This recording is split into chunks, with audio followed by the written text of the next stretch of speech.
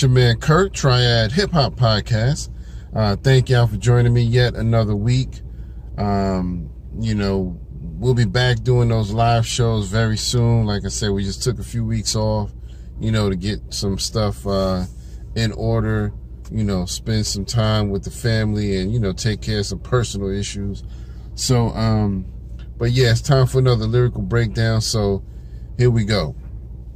So today I want to do somebody who basically a rapper I haven't done a lyrical breakdown on before. I'm pretty sure we have not. So I believe this will be his first time.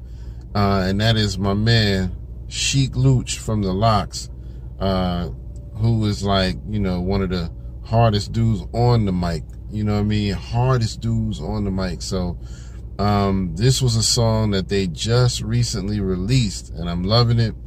It's a dope throwback with as far as the production goes. It's called Terminator LOX or Terminator LOX, and it uses the beat from the old Public Enemy song Terminator X, On the Edge of Panic. So, you know, I'm loving it, man, because that's always been one of my favorite beats.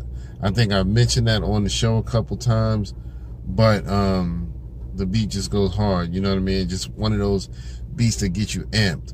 But anyway, we're going to do Sheek Louch's verse. He's the one that sets it off on the song. So, you know, I felt like it was only proper to give my man his long overdue props, you know what I mean? So let's give him some flowers.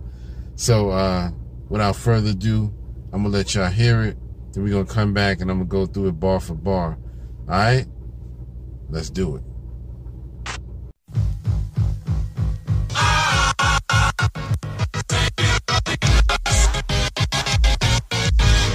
Donnie, I stay with that big Glock. I put him in Ziploc. He put him on TikTok. What happened to hip hop? The dope ass MC, the DJ Big Crates. I first heard Double Dutch bust on them little eights. Mr. Magic playing, turn it down, it's too late. Chuck D and Cool J, the era was so great. Put enough flashback of this dope ass rap. Right now my foot is on these little niggas back. I click clack the iron. Whoever out there dying, spin back, shoot whoever out there crying. Forgive me, Lord, the drug dealers ain't teach me nothing. I had to learn, I see niggas get killed for frontin'. Now I'm outside your Airbnb from the era when they was scared to rhyme at D&D. Y'all niggas better stop. Y'all know about D-Block. Funny ass dances, nigga, all we had was the WAP. Maybe Running Man, but I was tired for that. Crack rocks, nigga, black tops and ratchet. Oh, that's my little homie sister, she can catch it. Head crack, what's in your bank, I'ma match it. Yeah, don't let these niggas throw you off like you supposed to die for them or go up north. Never. When a nigga that you following is extra soft, take his gun and smack him if he fucking cold. I stay with the F in, I teach you a lesson. It's not my fault, I'm greater than you. All right. So, as you heard, you know what I mean, my man goes hard as usual.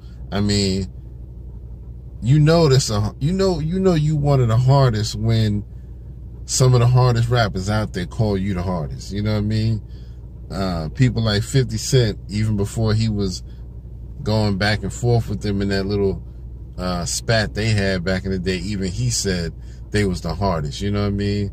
So, but anyway, so let's go through that. So he started out, you know, he threw out his nickname Donnie. You know what I mean? He's like, Donnie, I stay with that big Glock. I put him in Ziploc. You put him on TikTok. What happened to hip hop? So we can just stop right there. You know what I mean? We can just stop right there. First of all, you know what I mean? He letting you know, you know what I mean? He about that street life. You know what I mean? I stay with that big Glock. I put him in Ziploc. You put him on TikTok. What happened to hip hop? You talking about all these rappers out here who be fronting like, you know, they just the hardest and this and that, and, you know, ain't seen no parts of the streets and all of that, and really don't know what they talking about. You know what I mean? So I'm really loving that. You know what I mean? He uses the reference, you put them on TikTok. You know what I mean? That's the whole new thing nowadays. You know what I mean? Getting viral and doing little cutesy TikTok videos and all of that. You know what I mean? So it's just, it's cute, but it's corny. You know what I mean? So then he said, what happened to hip hop? The dope ass MC, the DJ Big Crates. I first heard Double Dutch bust on them little eights. Come on now. He took you for a throwback right there. You know, he said he was telling you about all the different things that he used to enjoy about hip hop. And he's speaking about like when they did block parties and jams, what we call jams in the park or park jams. You know, it wasn't always in the park. You know what I mean? Like in my neighborhood, sometimes they did a jam. They would do it in the schoolyard, you know what I mean? A local schoolyard. Basically, the DJ would come out, bring out his crates full of records, you know what I mean? The big ass speakers, and then somebody would MC. Every now and then you might hear somebody kick some rhymes, or you know, you would just have somebody on the mic just kind of keeping people hype. You know, it was just good times, man. And I really do miss those days. That's why he said, what happened to hip hop? The dope ass MC, the DJ, big crates. I first heard Double Dutch Bus on them little 8s.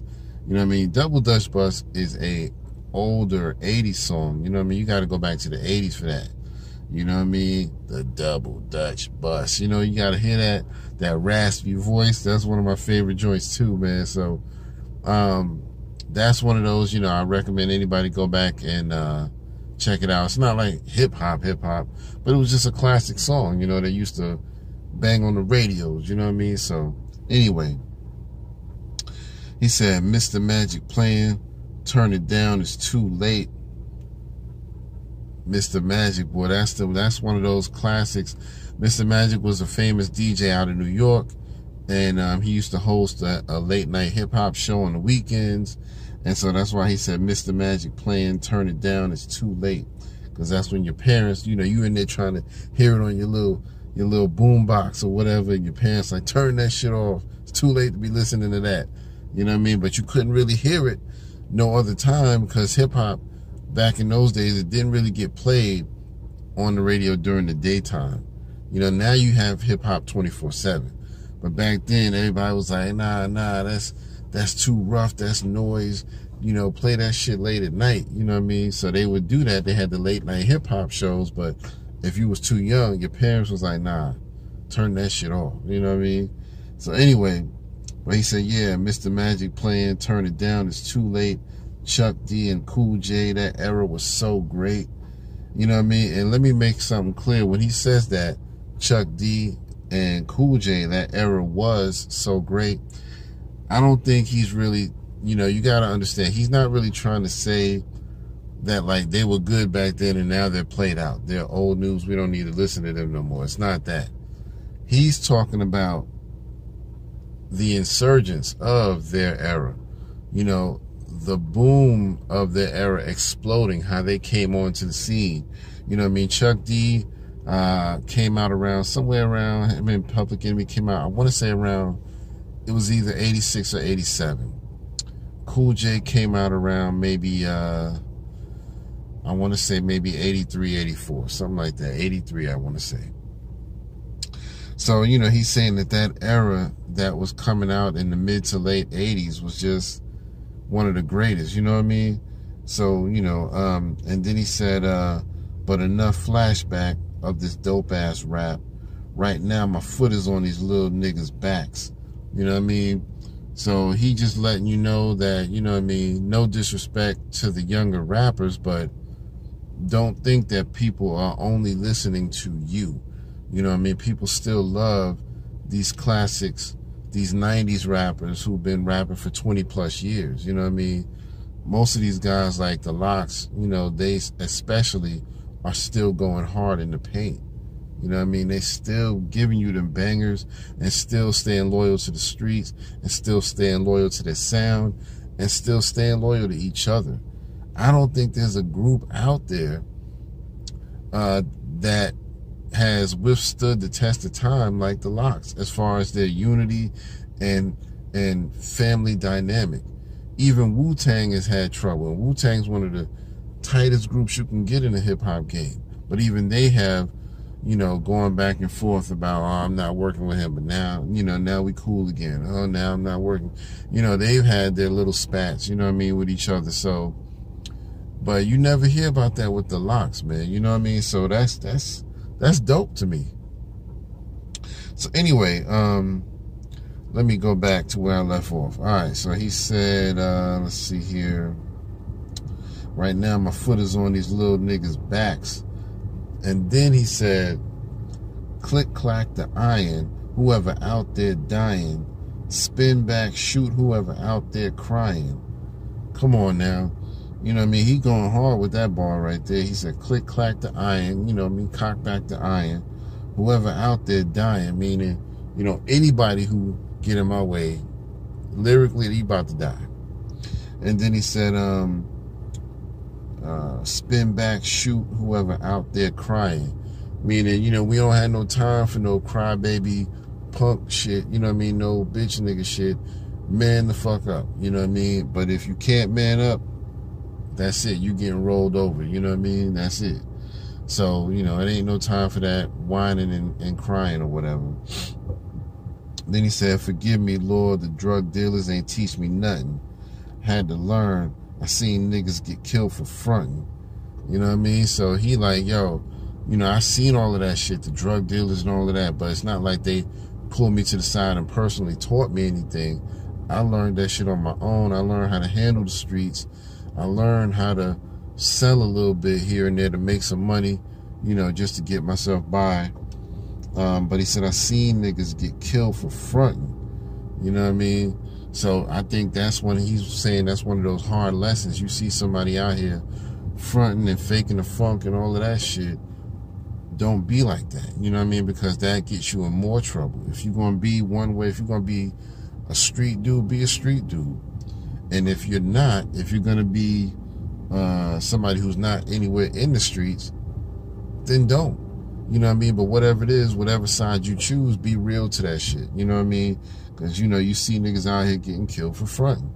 So if you a regular old guy who's like, I'm gonna work my little job, make my little money, and do the right thing, don't front like you some gangster in the streets. That's not for you. You know what I mean? That's you get no respect for that type of shit. So anyway, he said, now I'm outside your Airbnb from the era where they were scared to rhyme at D&D. Y'all niggas better stop. Y'all know I'm about D Block. Funny ass dances, nigga. All we had was the WAP. Maybe the Running Man, but I was tired for that. Crack rocks, nigga, black tops and ratchet. Oh, that's my little homie's sister. She can catch it. So hold on, let me rewind a little bit because I'm going a little far on that. He said, now I'm outside your Airbnb from the era where they were scared to rhyme at D&D. You know what I mean? So this is going really back in those days, the 80s and 90s, where, you know, mostly, and even in the 80s mostly, where basically there was a lot of venues where you would go to do your rhyming shit. You know what I mean? You know, you had all these famous clubs. You know what I mean? We can go all the way back to the Disco Fever. You know, the Fat Boys used to talk about that one. Matter of fact, their original name was called the Disco 3, if you didn't know. And then, you know, you had the Tunnel. You had all these places where basically, you know, if you was going there on some amateur shit, you had to really let niggas know, you know, even if I'm not signed, y'all niggas gonna know I'm one of the hardest niggas rhyming. You know what I mean? So that's why he was like, you know, a lot of niggas was scared to rhyme at D&D. So he said, y'all niggas better stop. Y'all know I'm about D Block. You know, he letting you know, this is my family, and that's what I'm about. So we always gonna be a family, a unit, you know what I mean? No matter what happens, you know what I mean? So that's dope right there. He said, y'all know I'm about D Block, funny ass dances, nigga. All we had was the WAP. You know what I mean? He letting you know, y'all got all these little funny ass dances y'all doing, you know what I mean? It's cute and all of that shit. And we had dances too, but, you know, we had some basic shit, you know, like the WAP, you know what I mean? Where we just whop our little head back and forth in your hands, you know what I mean? All that shit. And then he said, maybe the Running Man, but I was tired for that. Crack rocks, nigga. Black tops and ratchet. You know what I mean? Now, when you hear the word ratchet, you know, from the 90s and the 80s era, you're not talking about ratchet women. You know, he's not talking about that. You know, he's talking about a weapon. And I'm going to leave it right there. So that's why he said black tops and ratchet. Oh, that's my little homie's sister. She can catch it. Head crack. What's in your bank? I'ma match it. So right here, in my opinion, you know what I mean, and anybody can correct me if I'm wrong, but I always felt like what he's saying is, oh, that's my homie's little sister. She can catch it. You know what I mean? You might think of something these days as something sexual, like she could get it. Nah, that's not what he's saying. I think he's saying more so like from my era, we would say something like saying you can catch the fade. You know what I mean? She can catch a beat down or something like that, you know. But because basically, I think he's saying like she out here trying to live the street life and maybe sell a little bit drugs or something like that, but she might be working for the other team. So he like, oh, you know what I mean, you supposed to be down with us, you my homie's little sister, and you out here doing a street thing, but you fucking with these other niggas over here. So let's go back to those rhymes. He said, oh, that's my homie's little sister. I'm sorry, oh, that's my little homie's sister. She can catch it. Head crack. What's in your bank? I'ma match it. So I feel like he's saying, whatever you making with them, you can make it from over here. You know what I mean? I'll match it. You know what I mean? Don't be on the other side. You know, be on our side. And then he said, yeah, don't let these niggas throw you off. Like you supposed to die for them to go up north. When a nigga that you following is extra soft, take his gun and smack him if he fucking cough. You know what I mean? So he kind of giving her that hard lesson. You know what I mean? You gonna mess around and get caught up out here in the streets, get arrested and go to jail or prison for a nigga who don't even give a fuck about you. You know what I mean? We family over here. If you my homie sister, you family to us. So fuck with us. You know what I mean? So it's just one of those street lessons. You know what I mean? And so that's what the LOX was all about, man. That street life. You know what I mean? Wow. Anyway, he said, you know, you going like you supposed to die for them and go up north. When the nigga that you following is extra soft, take his gun and smack him if he fucking cough. You know what I mean? Like, that's what I would do to this nigga if even if he made the slightest noise. You know what I mean? I'll take his gun and smack him with it. And that's, you know, that's where he ends off his verse, and that's just extra hard for me. You know what I mean? I gotta love that shit. So anyway, but that's my lyrical breakdown. You know, I just wanted to give my man Sheek Louch his flowers. Like I said, if anybody has any corrections to what I said, that's my interpretation of the lyrics. And, you know, sometimes the internet might have certain words, but, you know, I'm not saying I'm better than anybody, but I take this type of shit serious when it comes to these lyrics. So if I make corrections, it's because I listen to that shit and I can relate to it because I'm from what they talking about. You know, I mean, not that I'm a street gangster or some shit like that, but I know the lingo because I'm from New York, and, you know, I know how they talk back then. You know what I mean? So that's the kind of thing I'm talking about. So anyway, for the Triad Hip Hop Podcast, I appreciate y'all. It's your man Kurt. Please don't forget, hit the buttons, like, share, subscribe. Like, share, subscribe. Like, share, subscribe. And I'm out. Peace.